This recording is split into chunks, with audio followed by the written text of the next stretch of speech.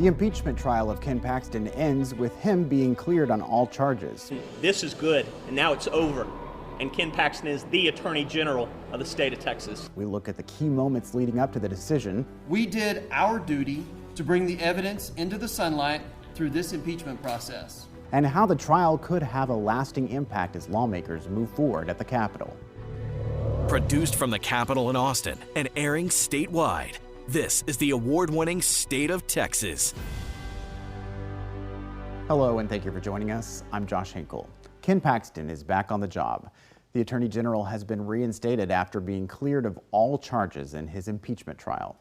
Paxton released a statement moments after the decision. He said, quote, "The truth prevailed," adding, "Now that this shameful process is over, my work to defend our constitutional rights will prevail." The decision comes after 2 weeks of testimony and a day of deliberation. Ryan Chandler has a closer look at the historic decision. A historic trial at the Texas Capitol, ending by placing us exactly where we were before it began. Texas Attorney General Ken Paxton will return to his post after the jury returned an acquittal on all charges they considered. Paxton's defense team secured not just the 10 votes they needed to avoid conviction, but a pure majority of senators. Most of the articles failing 14 to 16, with only 2 Republicans voting to convict: Kelly Hancock of North Texas and Robert Nichols of Jacksonville. After the jury delivered their vindication of Paxton, the presiding judge, Dan Patrick, delivered a scathing rebuke of the House managers who brought the charges. The Speaker and his team rammed through the first impeachment of a statewide official in Texas in over 100 years, while paying no attention to the precedent that the House set in every other impeachment. Millions of taxpayer dollars have been wasted on this impeachment. Meanwhile, Democrats worry that outside influence and political pressure tilted the scales for Paxton. There was an enormous amount of pressure being put on some of my colleagues, whether it was on social media or they were getting a lot of text messages. I know because I was sitting next to some of them and they just couldn't believe how much people were applying pressure. So it's unfortunate, but like I said, this is the new normal now in the Republican Party. We've lowered the bar. We've lowered the bar of what's acceptable conduct for public officials in the state of Texas. Now, this is not the end of Ken Paxton's legal drama. He still faces a criminal trial in Harris County for federal felony indictments relating to previous securities fraud charges. New developments in that coming next month. Until then, he's expected to return to the office very soon. Following the acquittal, we heard Lieutenant Governor Dan Patrick speak out in the chamber, largely against the House for what he and other Republicans see as rushing the impeachment process through. Joining us now, our own team covering the impeachment process nonstop, Ryan Chandler, Monica Madden, and Will Dupree. Welcome, all of you. Great job, by the way. A lot of coverage, I know, so we've got a lot to dive through. Thank you, Josh. Oh, yes. So the Lieutenant Governor, Ryan, called for legislation to amend the state constitution to change the process to require people to give testimony under oath and to allow the target of the impeachment time to talk to witnesses, giving members a minimum of 2 weeks to review evidence before voting.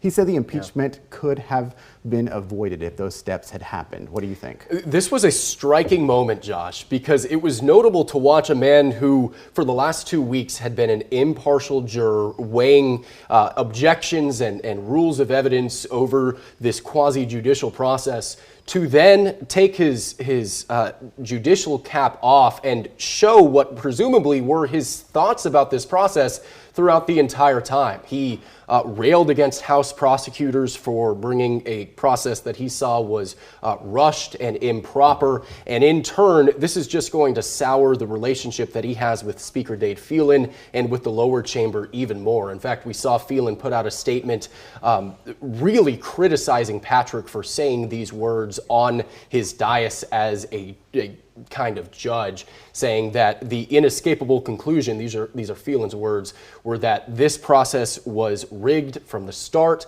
and that it, quote, robbed the people of Texas of justice. Yeah, and I do want to get back to that a little bit more, but with what Patrick was saying, he's also calling for a complete audit of how much taxpayer money was spent on this process from both the House and the Senate side. And Monica, we've heard other lawmakers calling for similar action. Yeah, it's been interesting, the issue of money throughout this entire process. We know that the prosecutors were being paid $500 an hour. I don't know if that is just for the lead counsel or if that includes their subsequent staff, but that's some numbers we already have on the table. I spoke with Dan Cogdell during a press conference right after the verdict with lots of other reporters and asked, who is paying your bill and how are you getting paid? Because that was something that has been up for debate throughout this process. And he said affirmatively, it's not taxpayer dollars. The state is not paying for Paxton's legal defense team, but they kind of left it up in the open of whether or not it's coming from campaign dollars or Paxton, his personal finances. So they said that that stuff will be coming out soon. But as I mentioned before, the issue of money has been certainly something that a lot of us have been talking about throughout the trial. As we know, Lieutenant Governor Patrick did take $3 million from Defend Texas Liberty before this trial started. That was a conservative PAC that supports Paxton. So money has been an issue here from the beginning. Now, beyond the calls for an audit into some of this money, at least one lawmaker, Representative Brian Harrison, has already called for Speaker Dade Phelan to step down. Will, remind us exactly what part of this controversial backstory does the Speaker have when it comes to the impeachment? As Ryan noted, the exact statement from Speaker Phelan was, quote, "The outcome appears to have been orchestrated from the start, cheating the people of Texas of justice." Those were the Speaker's words about what Lieutenant Governor Dan Patrick said. At the conclusion of this trial, Speaker Phelan also did not say anything about whether he planned to step down at all. In fact, he stood by what the House impeachment managers laid out in their case, saying that he fully supported it. Now, we have to think about, though, what's going to be coming next. We anticipate another special session coming up in perhaps a couple of weeks even. This is going to put these three leaders all together, Lieutenant Governor Dan Patrick, Speaker Dade Phelan, and the governor, all trying to create consensus around education policy. We're going to have to see how that plays out ultimately. So how does this continued apparent fighting, Ryan, with Patrick using strong words to close the trial and questions about the political future for Phelan play out now? Lawmakers do still have that special session they have to get through. Yeah, well, it's a good thing we're going into a special session about a topic that everybody agrees about and has never been controversial, right? That, of course, is a joke. We're going into a session that Greg Abbott has stressed is going to be about school choice or school vouchers, depending how you want to put it. And that has always been a controversial thing, especially in the House. The Senate, we've seen, has passed those measures numerous times easily, but the Senate can't do it alone, and they're going to have to get along with the House. Yeah, what about those Republicans who voted with Democrats in this process? Will that impact the work moving forward? Both of those men are not up for re-election immediately, not until 2026. Right, that's Senator Hancock and Senator Nichols. They're the only two Republicans who ever voted yay on any of the articles of impeachment. They don't have to worry about getting primaried in this upcoming election, which has been a factor. We've seen with House members already getting primaried, including Speaker Phelan after the House voted to impeach, even though that might have been a long time in the making regardless. But the other ones who also didn't have that immediate pressure of, I got to get my seat back, they did not. You mentioned Governor Greg Abbott. Obviously, he has issued a statement after the vote saying it was a fair trial, and Paxton has done an outstanding job representing Texas, especially pushing back against the Biden administration. And he looks forward to continuing to work with him to secure the border and protect Texas from federal overreach. Thoughts on that, Will? Largely, Governor Greg Abbott has stayed away from this impeachment trial, not really weighing in one way or the other before this trial took place, and really sticking to the issues in that statement that he sent out on this last day of the trial. So that's the next question is he going to play peacemaker, in a sense, between Lieutenant Governor Dan Patrick and House Speaker Dade Phelan while they're trying to create some sort of education policy and a compromise on that? We're still maybe just a little bit too early to tell what will happen coming up maybe in the next 2 weeks. All right. Well, Ryan, Will, Monica, thank you so much for being here, and thank you for the excellent coverage and keeping Texans informed through this whole process. Thanks for having us. Thank you. Coming up, a look at the trial through a legal lens. We talked to a law professor for his perspective on this historic event. And later, lawmakers brace for the next big battle at the Capitol. New insight from 3 state representatives on the fight over school choice.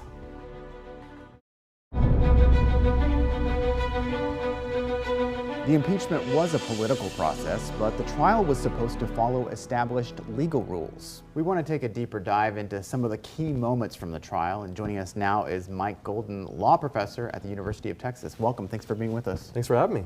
So first off, just a general overview. What stood out in this trial to you? Well, the House managers had a hefty burden, right? The beyond a reasonable doubt burden is a high burden, and there are 16 impeachment counts that were tried, and that is a large collection of evidence. And so I think the first thing that stood out was the House managers struggled a little bit to try to make a coherent story until close to the end. And what about Dan Patrick? He is not a judge, but he presided over this Senate trial. How do you think that he did in that role? It's clear that Lieutenant Governor Patrick put in some time to kind of understand the role of a judge in this kind of proceeding, and of course he got some legal help as well. I thought, on balance, he did a very good job of maintaining the impartiality of the tribunal and of making sure that both sides had an actual opportunity to be heard while trying to keep control of the whole proceedings. He has gotten some criticism for those final moments after the vote came in, his final words on the entire proceeding. Did that surprise you a little bit? Yes and no. I mean, it's certainly extremely atypical for a judge to issue those kinds of harsh public comments right at the close of a trial, especially given that they seem to have been prepared. On the flip side, of course, the Lieutenant Governor is a professional politician, and so in that respect, it did not surprise me. All right, Mike Golden, thank you very much. Thanks for having me. It's the next big battle at the Capitol, whether to allow parents to use public funds to pay for private education. We go in depth with 3 lawmakers to get insight into a debate that affects all Texas school children. Plus, a judge's decision could end a program that lets immigrants brought to the country illegally as children stay in the United States. Why it's putting new pressure on Congress to act.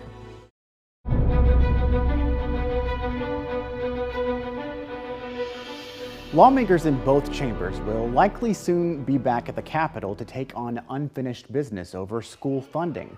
One big battle looming is whether to let parents use public dollars to pay for private schools. Governor Abbott says education savings accounts could give parents more control and help low-income and high-need students. But Democrats and some Republicans argue the idea will ultimately defund public schools.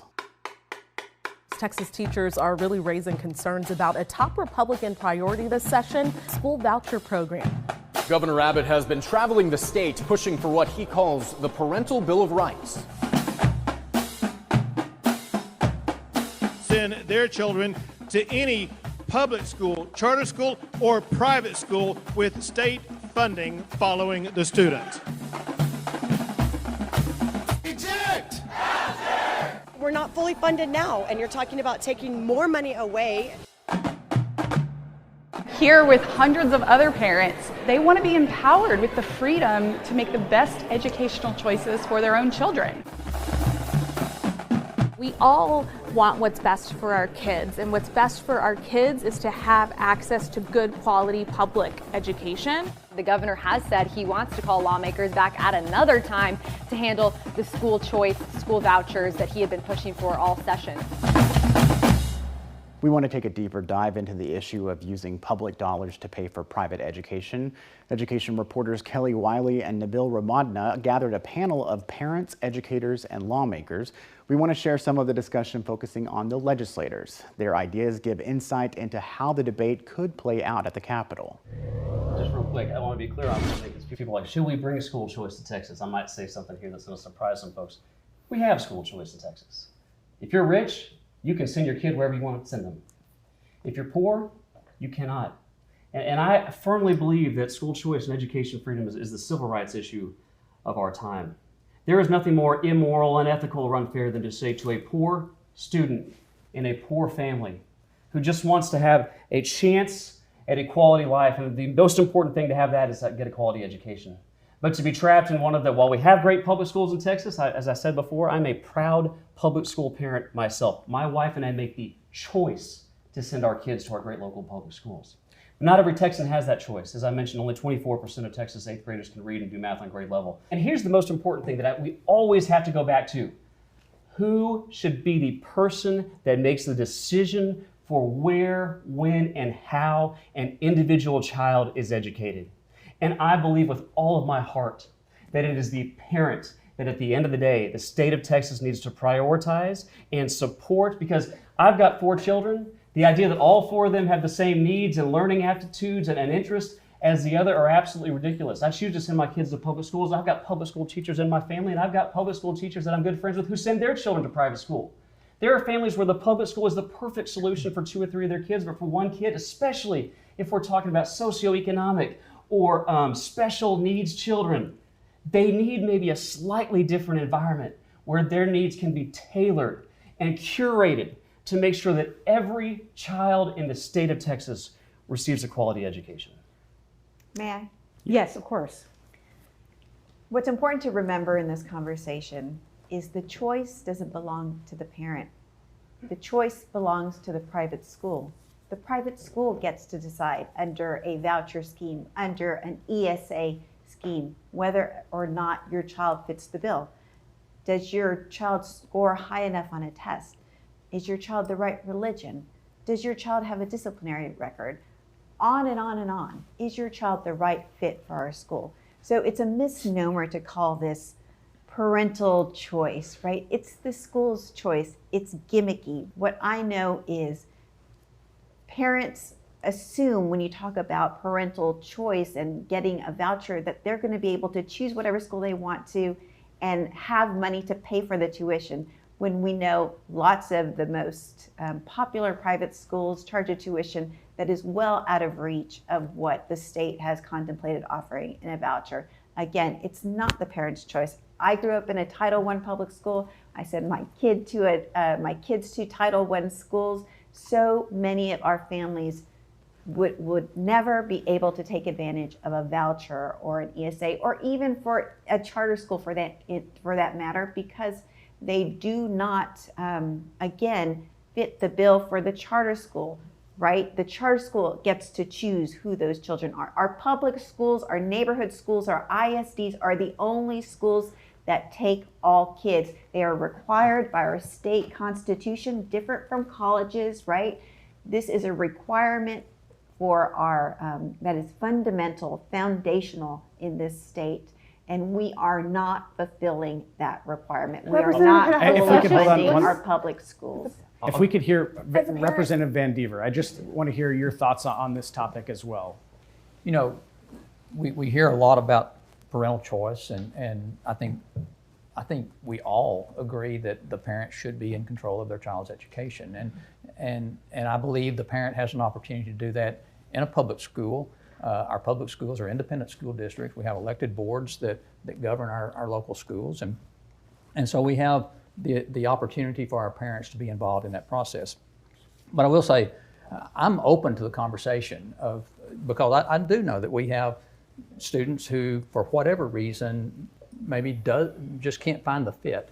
And so I'm open to a conversation, but around that conversation, again, to some of the other comments, does the voucher completely pay for tuition to the private school? I think that should be a requirement, that if a private school is going to take a voucher child, they can't charge additional tuition.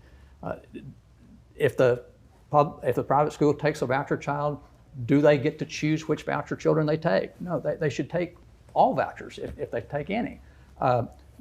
They should take the same test public school children are taking. I'm looking for a level playing field. I'm open to the conversation, but we need to make sure we're not tilting the table in favor of one or the other. That discussion was just one part of our special report, State of Education. In addition to school choice, the panel of lawmakers, parents, and educators took a deep dive into questions of funding and safety in schools. You can see the full discussion online now. Just look for the link in this week's State of Texas story in the Texas Politics section of our website. It's a program that lets immigrants brought to the country illegally as children stay in the United States, but now it's in jeopardy. How a judge's ruling on DACA is putting new pressure on Congress to act.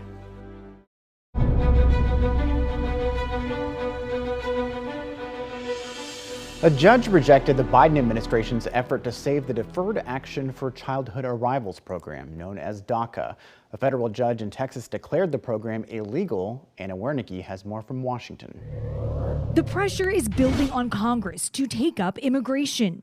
On Wednesday, a federal judge in Texas ruled that the DACA program, which protects migrants who were brought to the United States as children from deportation, violates federal law. The ruling notes creating such a program is up to Congress. Our job right here is to find solutions. Illinois Democrat Delia Ramirez says Democrats want reform. People want legal pathways. It is our responsibility to create those legal pathways, and I've told my colleagues before, I'm ready to work with you on that. Passing any immigration bill in Congress is going to be difficult because Republicans will only consider legislation that also includes border security. But Texas Democratic Congresswoman Veronica Escobar says Congress can do both. We have not had immigration reform for 37 years. It is long past time that there is compromise. And Escobar says Wednesday's ruling shows Congress can't wait to act any longer. The only way we're going to fix this is in a bipartisan way and that we get it done quickly. Anna Wernicke for State of Texas. The judge's ruling is ultimately expected to be appealed to the U.S. Supreme Court. In 2020, the High Court allowed DACA to stay in place, ruling 5-4 that the Trump administration improperly ended the program. Thank you again for joining us for State of Texas. I'm Josh Hinkle, and we'll be back next week to bring you an in-depth look at Texas politics.